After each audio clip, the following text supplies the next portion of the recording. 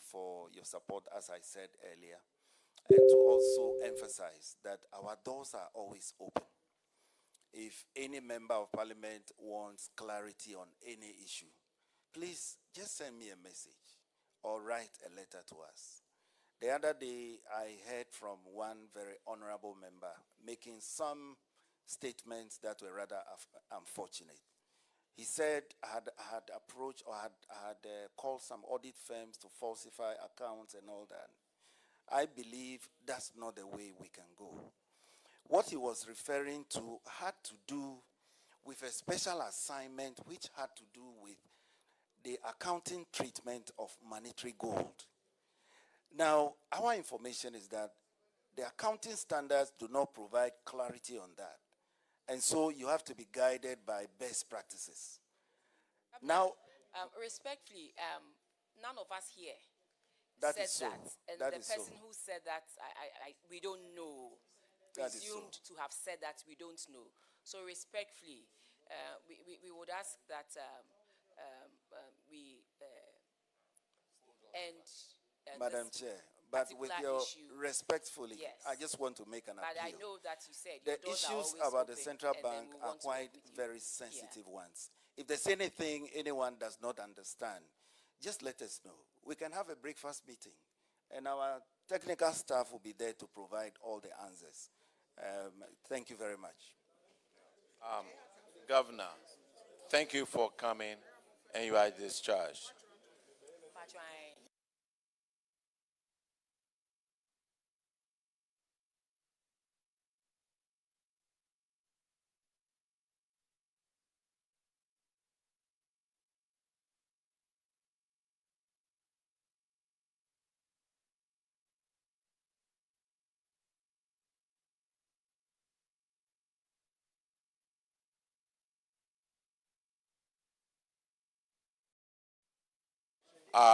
The next group to be called is Ministry of Agri.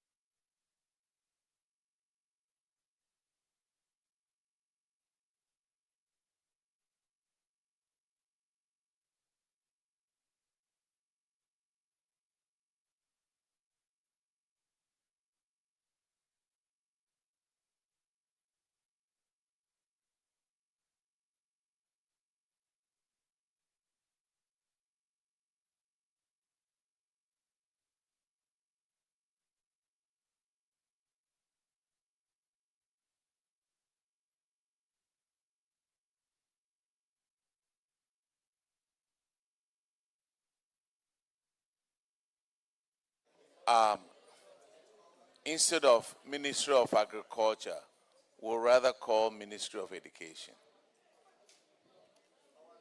So, Ministry of Education.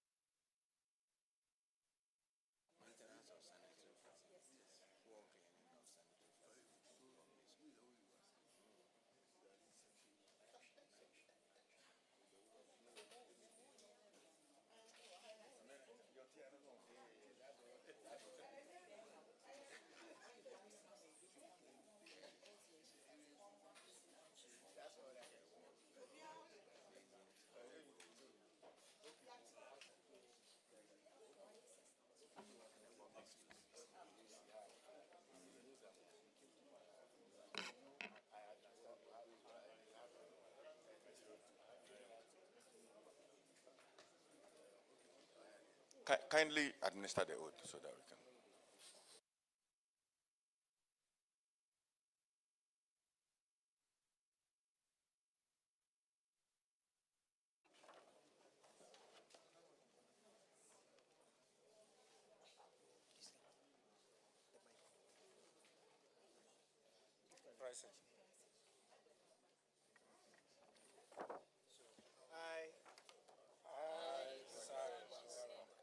Swear by the Almighty God.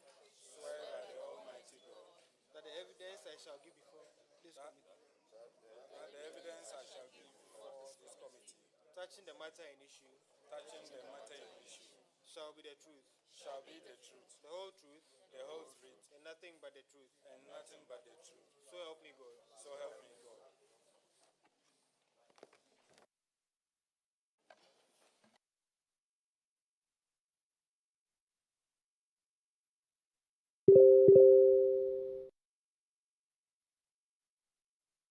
Honorable Minister, could you and your delegation introduce yourself, please?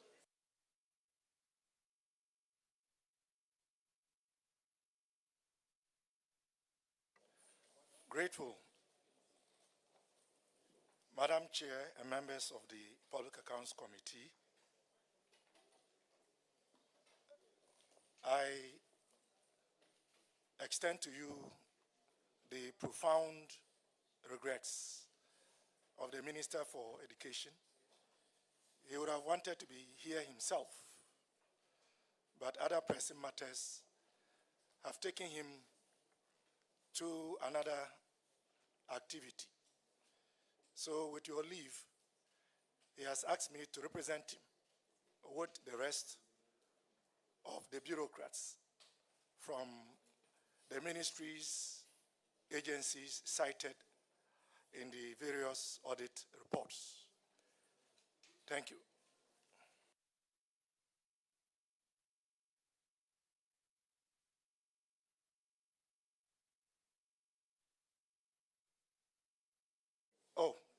My name is Clement Abasapak, Member of Parliament for the good people of Bulsa South and Deputy Minister for Education.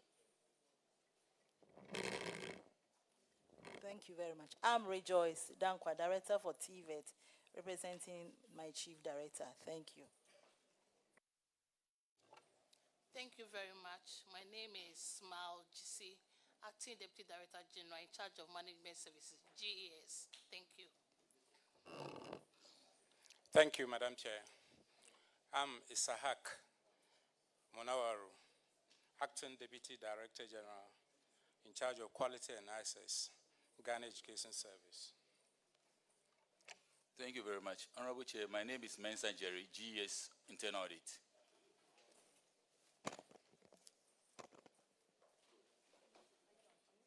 Honorable Chair, my name is Teresa Opomensa, Director in charge of School Health Education Program, GES. Madam, Director of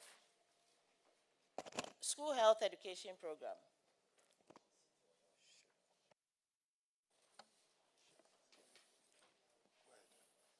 My name is Zakaria Suleimana, Acting Director General, CTVET.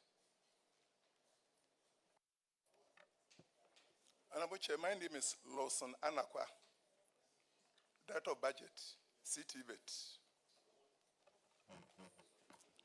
Honorable Chair, my name is Imoro Musa, Acting Director of Finance, GES.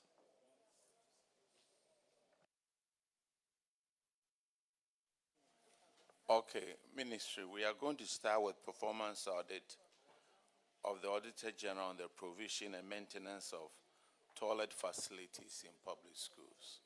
So that's what we are going to start with. And Honorable Alexander Roosevelt Hertoge, we will start with you on the provision of toilets. Thank you. And from paragraph 52, Chairman. From paragraph 52 onwards. Yeah, that's paragraph 52, has to do with section 36(1) of the Pre-Tertiary Act 2020, Act 1049, requires the Ghana Education Service to build, equip, manage, and maintain public basic and senior high schools, to provide a place of convenience for children whilst they are in school. We expected that the GES will ensure that whenever school infrastructure is provided, it will include toilets. However, we noted that the GET Fund and the MMDAs provided school infrastructure, classroom blocks, without toilet facilities. The issue has to do with why did MOH and GES not ensure toilet facilities were provided during the construction of new classroom blocks? Thank you, Honorable Chair.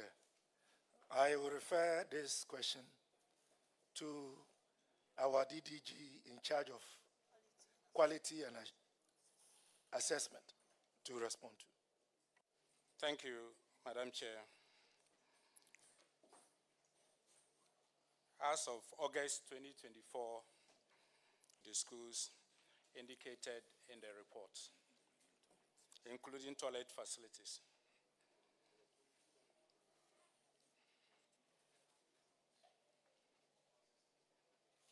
Your answer again, please.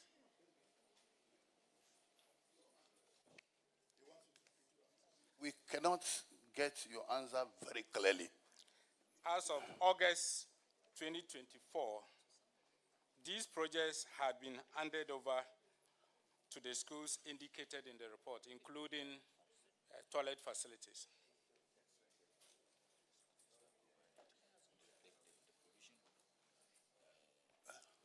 Mr. Chairman, I would like to find out from the DDG quality as to whether he is aware that the director or the man in charge of planning indicated that there were some schools that were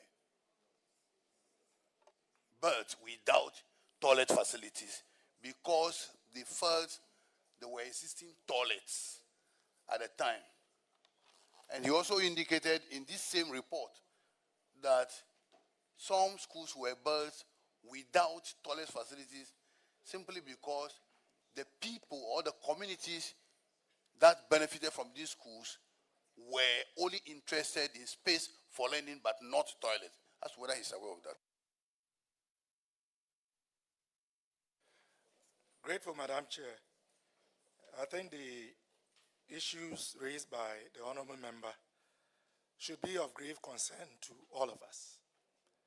Clearly, this exposes gaps in the current system with regards to GET funded school projects, and as the member earlier pointed out, school projects also financed by MMDAs. We recognize that sanitation is very important, and going forward, we will ensure that these lapses are taken care of. Thank you. Mr. Chairman, I would like the honorable member to tell the committee in what ways are you going to ensure that your next constructions will go with toilet facilities? Address him properly, please. He's the Honorable Deputy He's Minister. the honorable member and the Deputy Minister for Education. Honorable Chair, he's a long-term good friend. So I think some level of colloquiality is allowed. Nonetheless, thanks for protecting me. Honorable Minister, before we go on, we would like to express our condolences to you and then to the family. You are a family member of Public Accounts Committee, and we need to really do that. We are sorry about your loss. Thank you. Honorable Chair, with all humility, I express my appreciation for this public show of concern. I look forward to having as many of you join us as we put Pastor John Azundem Apak to rest. So now you know that my father was a pastor. Thank you. But Minister, clearly from the dates, you are telling us that no member of the MPP should come for your funeral because it's 31st of January 2026. And you know that 31st January 2026 is a very special day on the calendar of the MPP party. But that notwithstanding, we will do the needful. Accept our condolences. Madam Chair, most grateful. It was inadvertent. It was not deliberate. But I do concede that that may not have been the best day to pick. But Madam Chair, just something striking. Growing up, we're told of kids from pastors and how they behaved. But knowing you, Chief, it looks like it confirms that assertion. It really confirms that assertion. You know, they say that the pastor's kids, sometimes they are Kuala Bone and all of that. And the chief. Madam Chair, this is on a positive note. You know, he's a good younger colleague. And in other words, he's trying to expose the fire in my belly. But let's say the apple doesn't fall far from the tree. The old man himself, in his days at the University of Ghana, Commonwealth Hall, the effective number 7 winger, was much more active than my good self.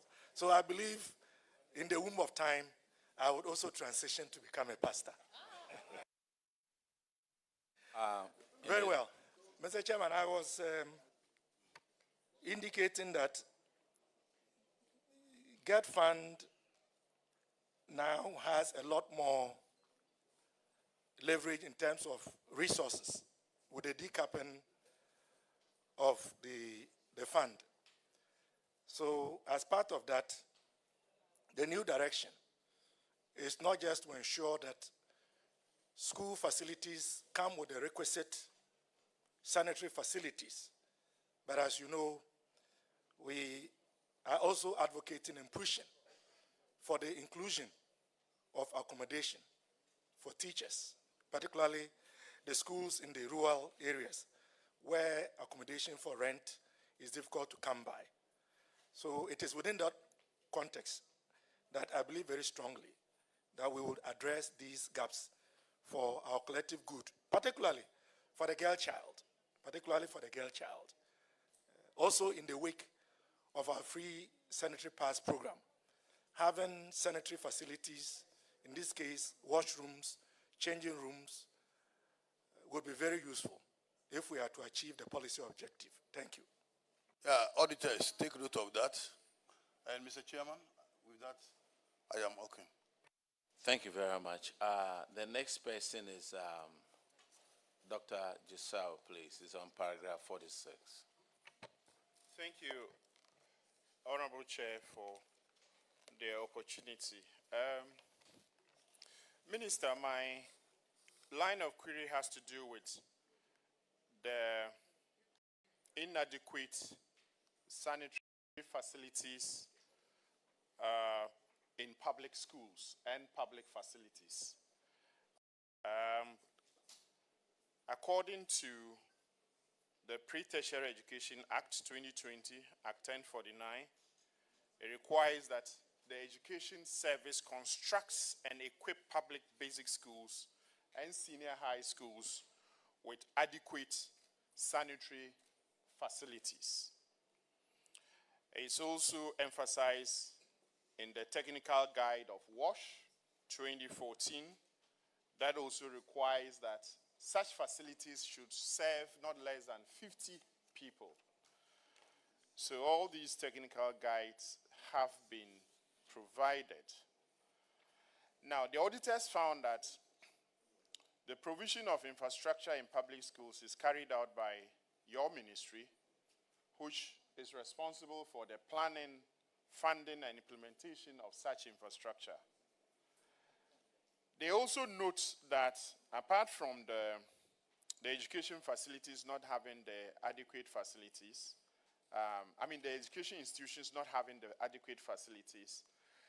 There was a special audit in the Kumasi area where some staggering figures were found. For example, in KMA, that's paragraph 48, page 23 of the report. In the KMA area,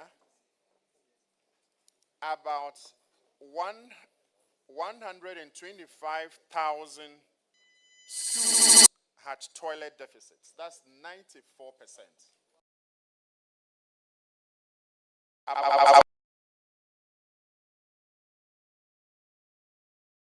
Had about 5,900, almost 6,000 toilet deficits. And senior high, about 62% of them had toilet deficits. So, Honorable Chair, the analysis goes on and on and on.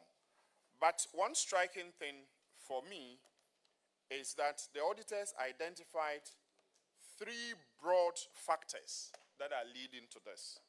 The first one is that your ministry, which is responsible for planning and equipping these facilities, these institutions with these facilities, appear not to make adequate planning, adequate provision for building such infrastructure with those facilities, those complementing facilities. The auditors also found a second factor, which is that there are some structures that are supposed to serve this, but they've been abandoned.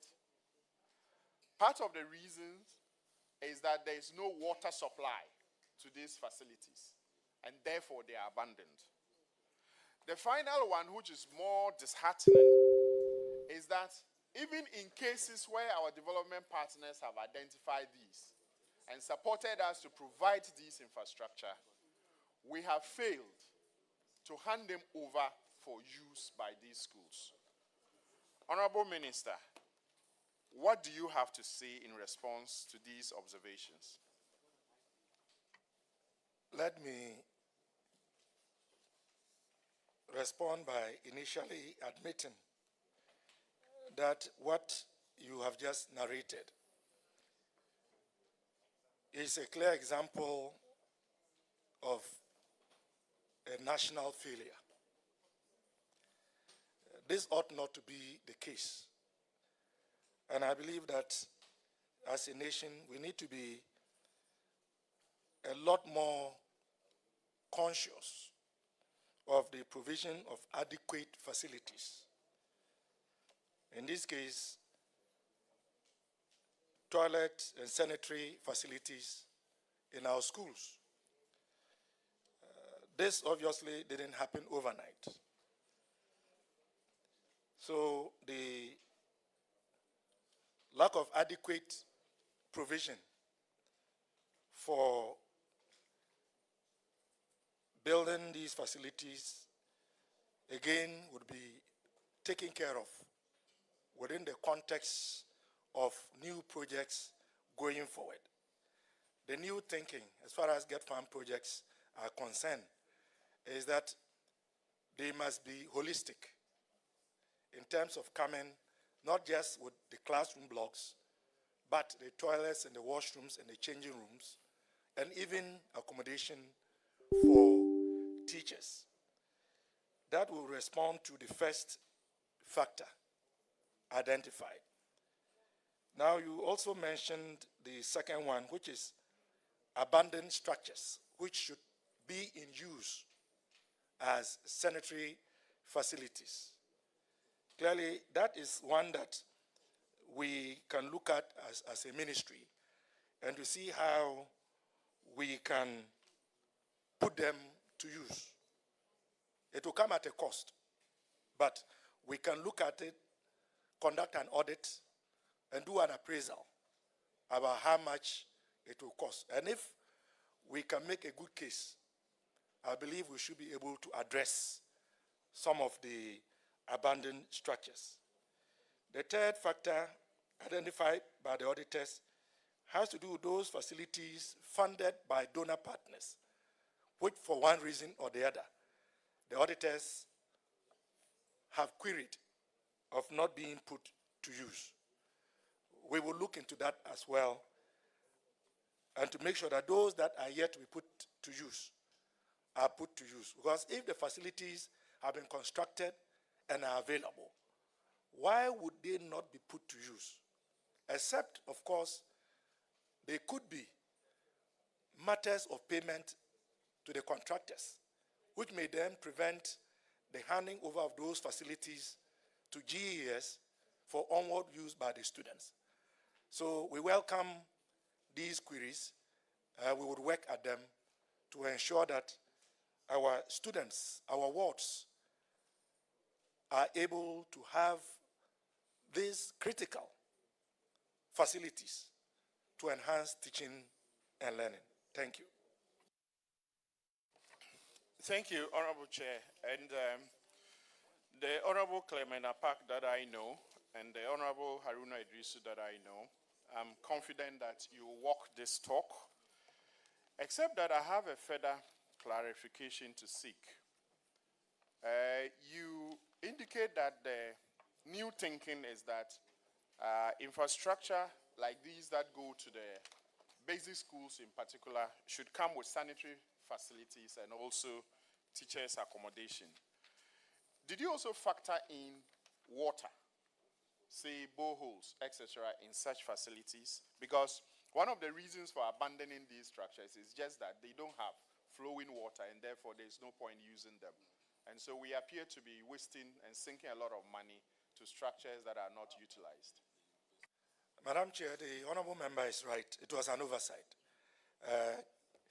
Even with the current Get Fund projects ongoing, I know that it is part of the arrangement that when the structures are put up, a mechanized borehole is a component of the contractual agreements. I mean, even from our own constituency, as a member of the Education Committee, I know that this is the case. So I took it as a given, but your question has caused me to clarify that they would go with a mechanized borehole to ensure that water is available for the WCs, which is what we are doing these days. Thank you. The numbers that have been abandoned are quite huge. Is there any action that you are planning to take this year to ensure that at least some of them are put back to use? And this is particularly important because of our recent experience with COVID and outbreak of cholera and other related diseases in our schools and the risks that it poses to our wards. What exactly will you be doing to plow back the use of these facilities? Honorable Member, as I indicated earlier, we would drill down the information in the report, identify the various facilities where they are, do an appraisal to determine what it will cost. And because I don't carry the public purse, I wouldn't want to commit my honorable minister with regards of how immediately. But of course, we can always look at other external sources to see if we can galvanize some donor support to put them back to use, even as we are constrained within the context of our own budgets. But we will look at them, and those that are low-hanging fruits, I believe the honorable minister, with his own dexterity and with the support of the committee, will be able to do something about the rather appalling situation narrated. Thank you very much, Honorable Chair. All right, the next person is Honorable Sebastian Dare on page 58, please. I mean paragraph 58. Yes, thank you very much, Honorable Chair. I think my question is very much linked to the premise established by my senior colleague, Dr. Jasal, with regards to abandonment of WC toilet facilities in schools. But the crux of my question is the rampant nature of this, particularly in our schools, and I was sad to note that in the list also there is a purely girls' school. And we all can understand when there isn't toilet facility in a girls' school. But the problem I have is these toilets have been built, and per the auditor's report, across 6 schools that were cited, 11 structures were built but locked up and not being in use. And the beneficiaries cited lack of water as the reason. I am glad to note that the Deputy Minister has actually noted that new structures that are considered to be built or are being built, water is going to be factored in.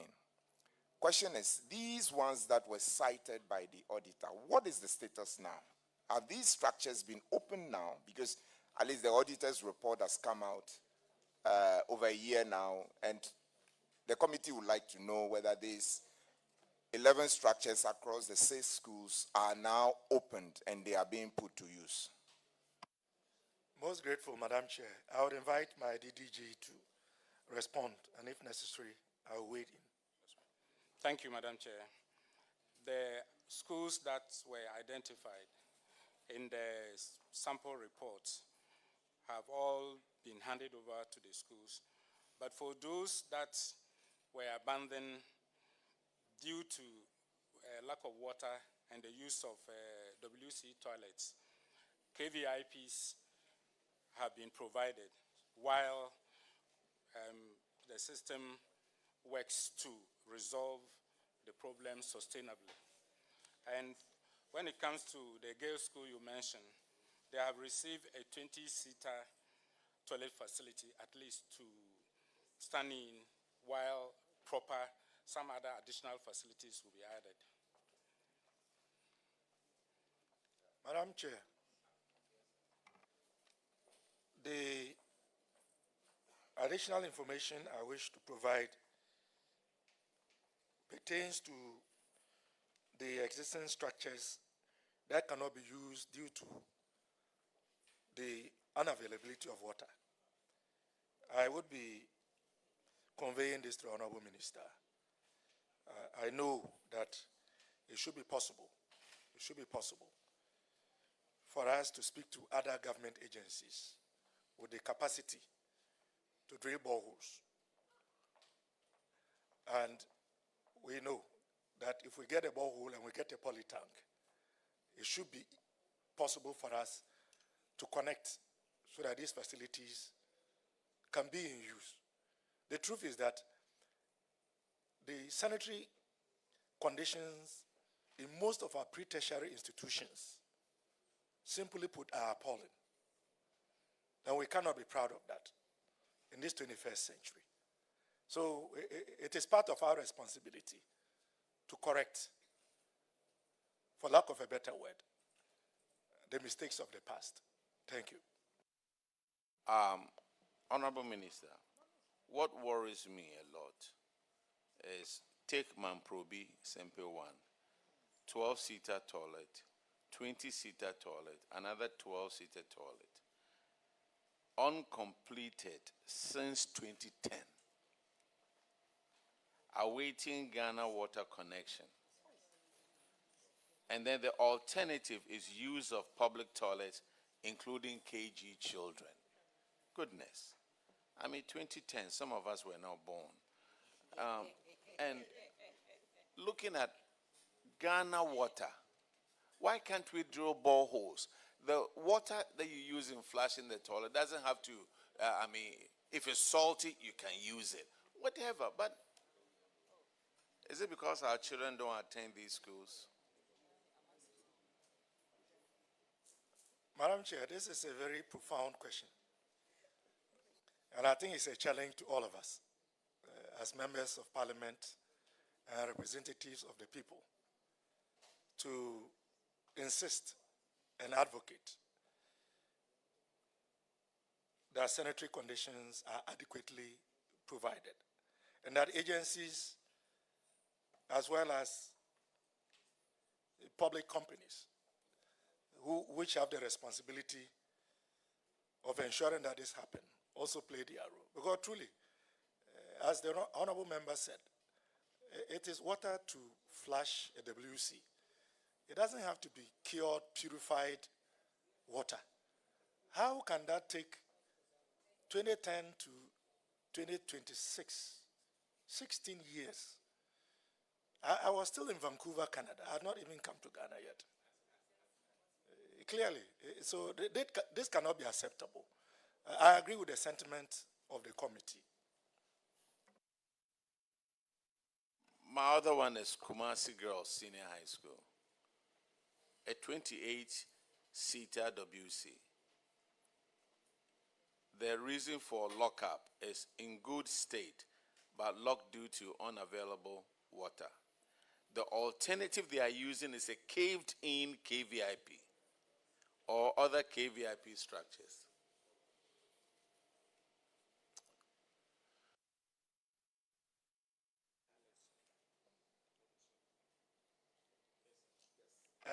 Yes, go ahead. No, I think in the witness, I didn't get your name. In your response, you did indicate that as a stopgap measure for some of these things, you are providing KVIP. But we need to point out the fact that where we have reached in our development, KVIP is as a replacement for a 28-seater toilet that has been built and locked. It's just an unacceptable solution, regardless of whatever stopgap measure is supposed to solve. So let us rather look at what is being discussed around the table, KVIP, boreholes, as a means of getting water to flush these toilets and therefore put them to good use. Honorable Chair, I think that's the intervention I wanted to make here. Honorable Chair, I think that is in the right direction because we cannot still be talking about KVIPs, especially at a time when we are providing free sanitary pads for our girl children. That cannot be the way to go. But let me invite our director in charge of WASH to share a few thoughts with the committee. Thank you. The school now has a 20-seater facility that is augmenting the one they are using. So as indicated, we will work on the alternative where we will look at availability of water for them to use the WC. Thank you. Which school are you referring to? Kumasi Girls.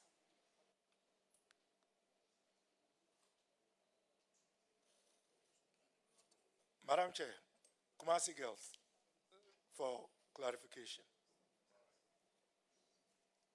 Honorable Member, are you done with your questions?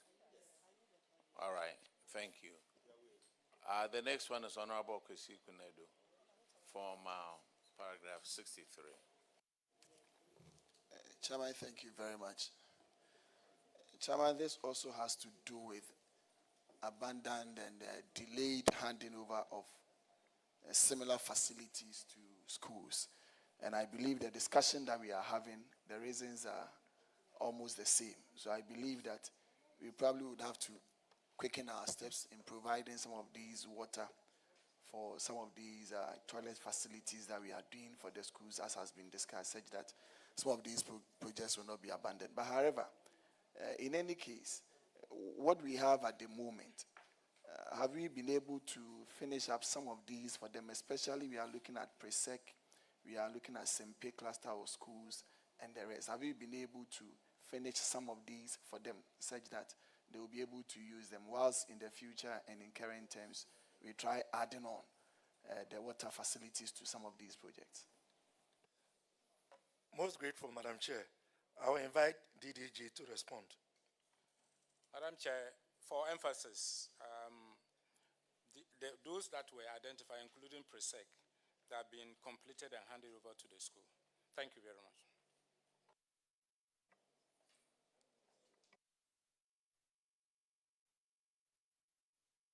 So, Deputy, what about the others?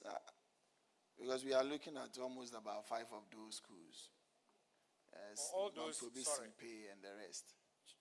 Madam Chair, for all those identified in the study report, they have been handed over to the schools. They have been completed and handed over to them. Yes, the Temamata these days schools, yes, and all of them. Oh, okay, that's good. Thank you, Chair. Okay. Chairman.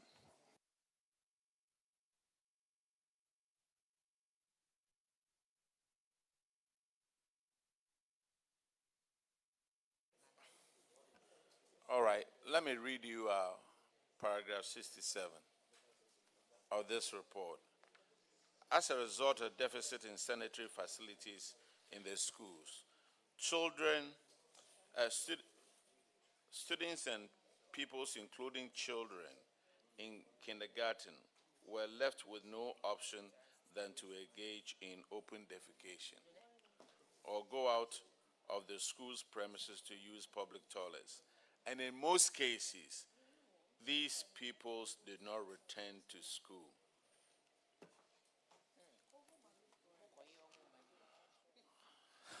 Madam Chair, am I to respond? No, sir. It's just for the public to know. Well, some of the students, when they go and use the washroom, they never return. Madam Chair, but this is why these facilities are important. Very. Invariably, this affects teaching and learning. Yes. Because to use the washroom, you have to go off the premises. Yes. And then they don't come back. We are not doing ourselves any good. This is the future of our nation. So we owe it to them and to ourselves to ensure that these challenges are resolved. Let me appeal to the committee. The GET Fund formula is yet to come to Parliament. So most of these issues that are coming up and are related to GET Fund, let's be conscious of them when the House has a chance to look at the GET Fund formula. I'm grateful.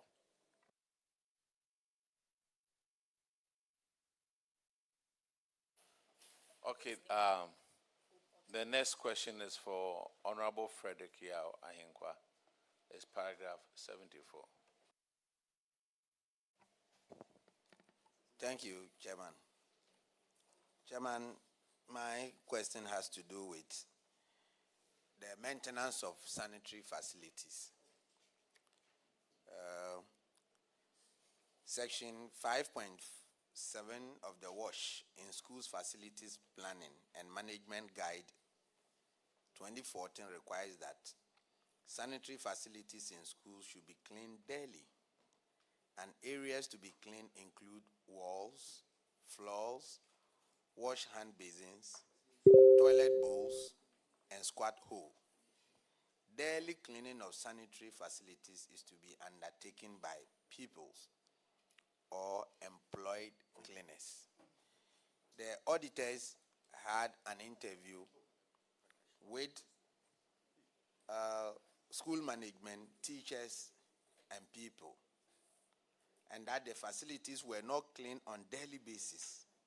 For instance, at the time of our inspection, we noted that there were fecal matter in the corridors of the toilets, around the squat holes in KVIPs, squat plates and bowls of WCs, and in urinals. Also, they found that used tissues, papers, and sanitary pads on the floor of toilet and then urinals. Example of these conditions of toilet facilities in school visited is shown in figure 5. So the pictures are there. You can see for yourself. But this situation, according to the auditors, led to diseases such as urinary tract infections, worm infestation, diarrhea, and typhoid were prevalent in the schools. The nurses at the sick base and clinic attributed the diseases to the unhygienic sanitary conditions and contamination of water in the schools. My question is, I have 3 questions on this. 1, looking at the WASH guidelines, Minister, what is your take? Is it prudent to use students to clean these facilities? Is it not affecting contact hours?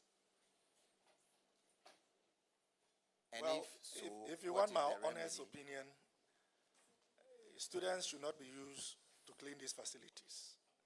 The state should be able to employ and deploy people to handle this specific issue. I mean, if you take a KG, for example, how do you expect somebody who is below the age of 4 to be able to clean him or herself, let alone to clean the facility?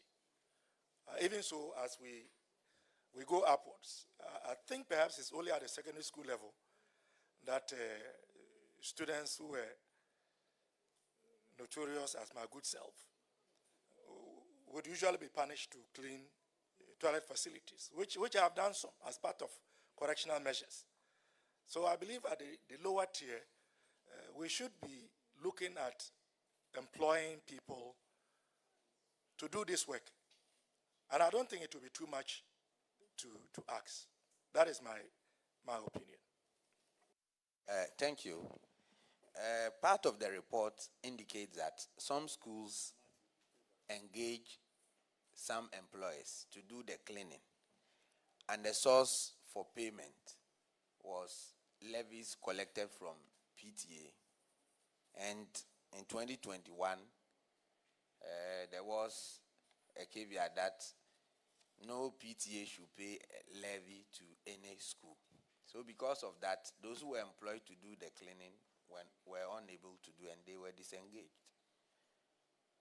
Now, do you think of anything different or thinking outside the box to come out with something that can be used to pay these people, since you are in agreement with me that people, according to your view, and then an expert, shouldn't be used to do this cleaning in the schools? What else do you think of should be the best alternative?